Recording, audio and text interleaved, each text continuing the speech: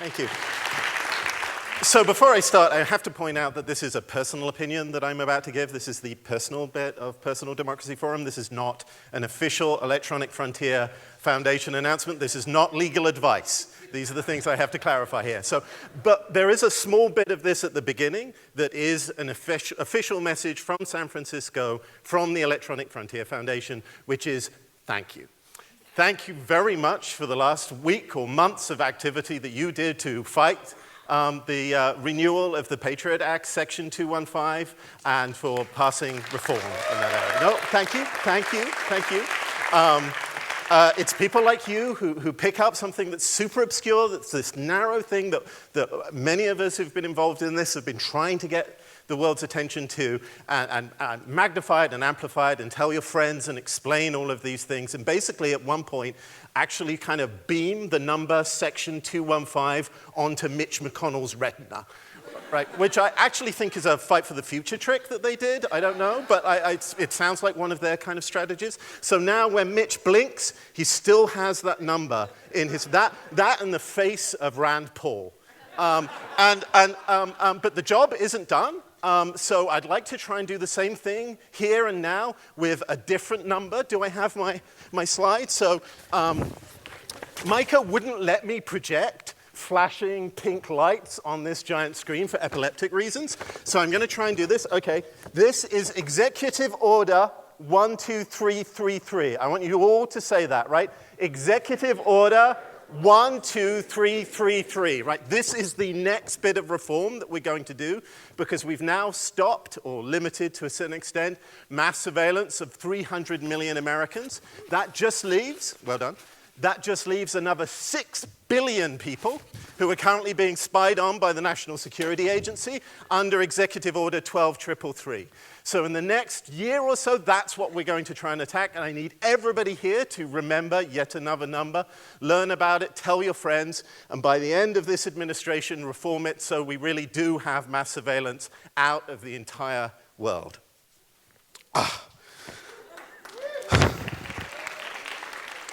Hello. Minute? Good, because frankly, I can't keep that up. I'm old. Micah made me feel even older, I should point out in that introduction. And, do you know how old I am? Don't answer this. Don't say 12333, because I beamed that into your head, and I know I look that way. No, I'm as old as the internet. And that is actually quite old now. In 5 years' time, you will actually be able to buy the first internet t-shirts in vintage shops. Okay, think about it, 50 years, you can work out how old I am from that. So, and what happens as you get old? Well, you begin to look like Eric Schmidt over time, you develop certain skills.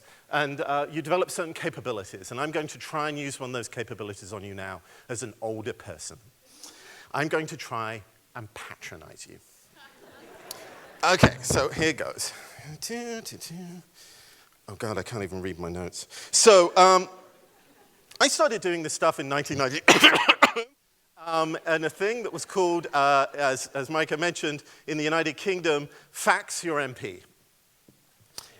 That makes it sound much older than it actually was. The point of FaxYourMP was actually that members of parliament were only receiving faxes, and they weren't listening to their emails. So we set up a server that would, we sort of liberated those fax numbers from a certain source, the provenance I won't reveal.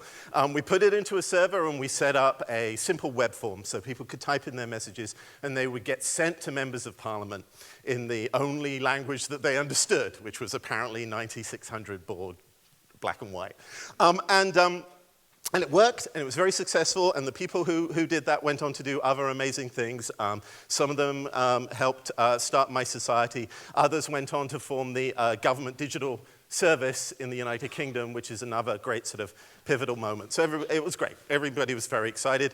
And like the kind of popular music that you remember at the time when you first lost your virginity, and that becomes objectively the best music ever, I kind of locked into this basic model of you set up an Apache web server, you put it in your bedroom closet, and you get some data whose provenance is unclear and maybe breaking the rules to put it online, and then you put it online and you wait to be sued, and then the world changes. And frankly, for the last 15 years, that's pretty much what I and many other people have been doing, right? We've been using that to challenge dictatorships. We've been using that to fix inequality. You set a server, provenance unknown, wait to be sued, WikiLeaks, all of these things, right? They all work on these basic principles. And so, interestingly, is that the same thing for the business models of two of the largest billion-dollar organizations in the world now. If you think about it, this is Google's business model. This is Facebook's business model. You get an Apache web server, you put it somewhere, you get some data that's of kind of unusual provenance, and then you put it up there, and then you wait to be sued. And it's been incredibly successful for both of these two groups. It's been incredibly successful for civic hacking, and it's been incredibly good for these very powerful money-wielding organizations. And this is kind of the point that I want to touch on today, because the similarities of those things are beginning to cloud together. And I don't mean cloud in a good way. I mean cloud as in a fog of war kind of way. So I spent some time last night at a focus group. And there were a few people in the audience here who were at that focus group. And one of the questions that they asked, and it's very interesting to do a focus group about surveillance when you're watching a bunch of people from a mirrored screen, and you're there going, what do you think about surveillance? And they're going, who are those people behind that screen? And one of the questions we asked them was, so how do you feel? I'm going to read out some names, and I want you to tell me how you feel about them. And we started off with cable companies, just to freak them out. And then we went on to internet companies. We went on to Google, Facebook, and other eminent sponsors of the Personal Democracy Forum. And the key word that popped up, the one that we all scribbled down, was scary and creepy. And that was super interesting. And I've also seen those words used to describe other kind of framings of people doing this kind of work. When you go to Europe, when you travel around the world, you talk to people and they really enjoy these services and they love the internet. The internet's the best thing since sliced bread. But they also find all of this stuff kind of creepy and kind of scary. And they feel that way because they see these sort of giants of the world aggregate all of this power to themselves by wielding technology as a mysterious and somewhat terrifying tool. And the reason why I raise this in this sort of context is because to 99.9% of the world, we look like that too. Because we wield these tools in a very similar way. We run our Apache web servers, we take our data of mysterious provenance, we put it up to change the world, and then we wait to get sued. And when we do it, if we don't share that capability and we don't share how we did it, we just become part of this mysterious group of hackers who have now apparently and mysteriously dominated civic discussion and civic power for the last 10 years. And the tools that we've used, with all the best intentions of the world, have somehow become the master's tools. Now, I know what you're thinking right now. You're thinking, did he just inaccurately quote Audre Lorde? Or was that a Doctor Who reference? And I like to think that you, Personal Democracy Forum, are the audience who understand and can cope with that twin ambiguity there. I do think that we have become blurred with this. I do think that we've gathered to ourselves a certain degree of power. And I do feel, as time has gone on, and in particular, I think well, look, put it this way. Many years ago, I was just, a dude with a web server in a bedroom, tapping away and stuff like that. And as I've got older, this is what I've become. I've become an old, white, straight dude in a suit. And you know what happens to old, white, straight dudes? Nothing.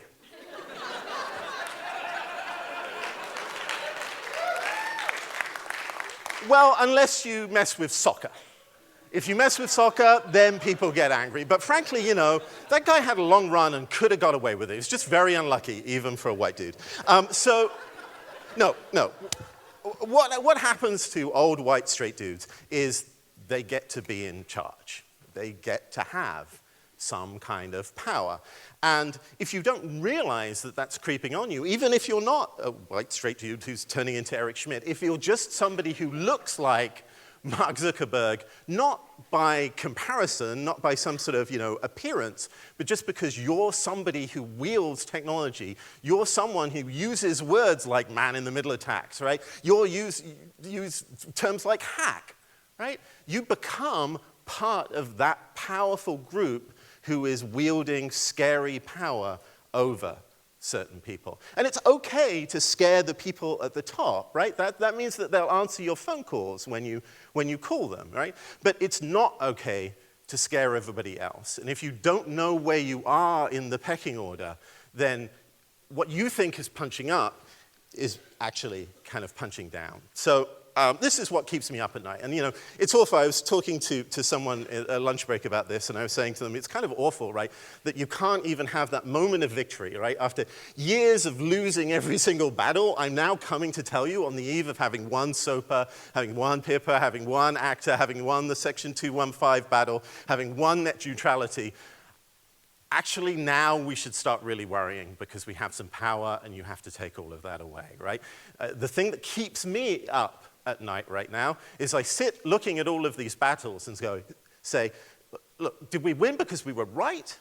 Or did we win because we had all these cool tools and we deployed them for our own ends?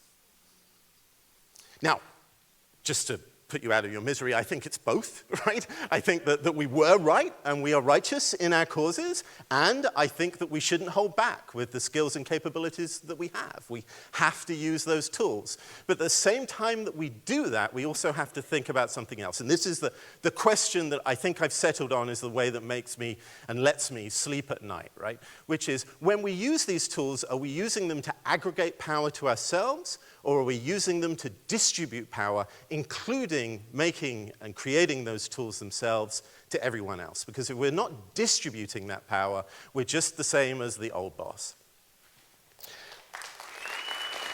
Good. Not as controversial as I worried about. Okay, good. I mean, I said that this isn't an EFF talk, and I kind of lied. There is a little EFF bit at the end. So the tools that we built in our small part of all of these battles in Fight 215 and the Action Center that we built that lets people email and phone their congressional representatives in the United States. We've been trying to generalize that out. We just actually lent it to an organization in Paraguay who used it to successfully defeat today the data retention bill. Yes? Yay, Paraguay. 6 days ago, we open sourced the law. So we took all our code, we tied it up, we moved our SSH passwords from it, and we put it up on GitHub because basically we're using those tools to achieve our particular aims, but if we don't distribute that power, then maybe we don't have the righteousness that we need on that other side. So that's now all available for you to all use. Perceptive members of the audience who've been listening to what I've been saying will realize that that's really not enough, because we have now very carefully distributed power to people who know where GitHub is and can go to github/EFF.org and download and check out and use Git, which narrows it to those 3 people there. And now if they understand how to use Ruby on Rails, then wow, the power has gone to the people. So there's more work to be done here, but that was sort of a discipline that we're trying to introduce at EFF, of like distributing the power and working out how we can not only fight our battles, and our battles are important to the future, but make sure that everybody else that we haven't considered can fight those battles too. And I hope you'll join us. So thank you very much.